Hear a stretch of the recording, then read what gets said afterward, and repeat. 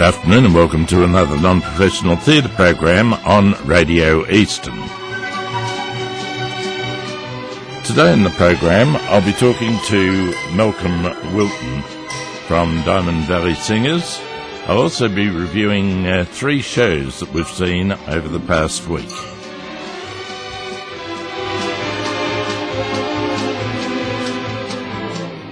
With me in the studio, Malcolm Wilton. And Malcolm is with the Diamond Valley Singers, and they're presenting Hello, Dolly. This starts on the 4th of July and goes through until the 12th. Welcome to the program again, Malcolm. Thanks very much, Brian. Thank you very much. It's great to be here. Hello, Dolly. This is a great evergreen. I reckon it's a beautiful show. Yeah, it's one of the shows that really has taken people by storm, with of course with the famous Hello Dolly theme song itself, and it was made even more famous a few years ago with Barbara Streisand and Walter Matthau playing Dolly Levi and of course Horace Vandergelder. That's so right. That brings it to people's attention straight away. Dolly Levi, she was a bit of a character, wasn't she, in her time? Yes, she was. It's the matchmaker style of character that they'd like to portray through Dolly. She really has worked very hard over the years to bring people together and is working in this show to bring people together. Ermengarde and Ambrose Kemper are one couple she's working on, and she's actually working on Horace Vandergelder as well, because she sees him as half a millionaire. So she thinks that he might be a good catch as well. Yeah. And, of course, the story goes on. That's right. It means that Dolly, actually, her husband passed away a few years ago, and Horace's wife passed away a few years ago. And Dolly actually thinks to herself, well, if my husband Ephraim will sort of give me a sign that this is the right thing to do, I think Horace will be the man for me. But Horace puts up a little bit of a fight along the way. He catches up with Mrs. Malloy, who's the hat shop owner, and she's one person that's a potential bride, and he says no to her. And there's another lady called Ernestina, and Ernestina gets a bit carried away at the Harmonia Gardens, and he says no to her, but of course love wins out in the end, and Dolly and Horace are the ones to actually come together at the end of the show.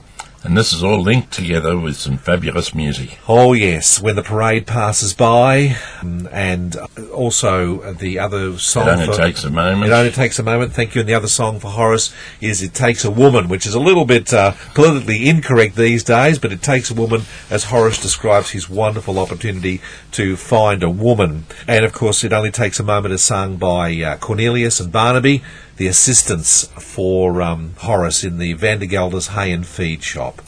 On top of all of that, this is a beautifully dressed show. It is. Costumes, the ladies' costumes in particular, with their hats. Of course, Dolly Levi with her hat. She goes by the name of Dolly Gallagher, born Dolly Gallagher, but married Dolly Levi.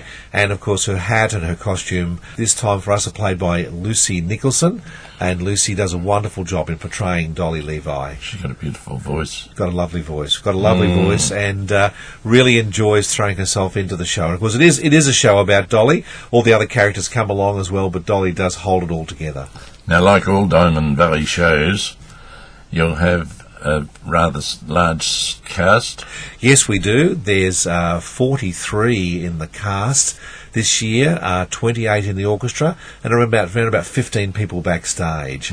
So that's a great crew of people to bring together, and we've got the new refurbished and fully heated Warrandyte Theatre, because by the time the 4th of July comes, we're feeling the cool now, Brian, but it'll be a little bit cooler again. With one of the advantages that you people have at the Warrandyte High School is that you've got a tremendous stage to work on. You know, it's 11 metres wide, which is just wonderful, and it goes back almost 15, not quite 15 metres, about 12 metres back from the pit. From the pit there, just right on the front, and it is a massively wonderful stage. And this year, we've been using the Psych for many years to actually display. We're actually going to have a backdrop of a New York street scene this year, so trying something a little bit different as well. The Warrandyte High School, of course, is over in Alexander Road Warrandyte. That's right. There's plenty of parking. Yes, there is. And on the night, you usually have people there directing people where to park. That's right. It is the school car park grounds that we use, and we have people out there with the famous old dolphin torches, making sure that people come in the right entrance, because it is a little bit. It's not confusing, but what we do is we ask people to park as efficiently as possible, and to do that we have parking attendants, so people have no problems in finding the parking spot, and then of course walking a few steps to the theatre entrance from there. Now, Malcolm, you start on the 4th of July. Now, you've got matinees. How many matinees have you got this time? Yes, we've got three matinees, three matinees. We have one on the 5th, and then we have one on the 6th, and then one the following week on the 12th, which is our final day. And they're at 2 p.m. They're at 2 p.m. as well. All your evening shows start at 8 o'clock. That's right, on the 4th, 5th, 9th, and 11th and 12th of July. Now, when people go along to the Warrandyte High School theatre, as you mentioned, the revamped seating, it is 100% on what it used to be. Oh yes, it sure is. Now, there are, just so people know too, Brian, there's a slight.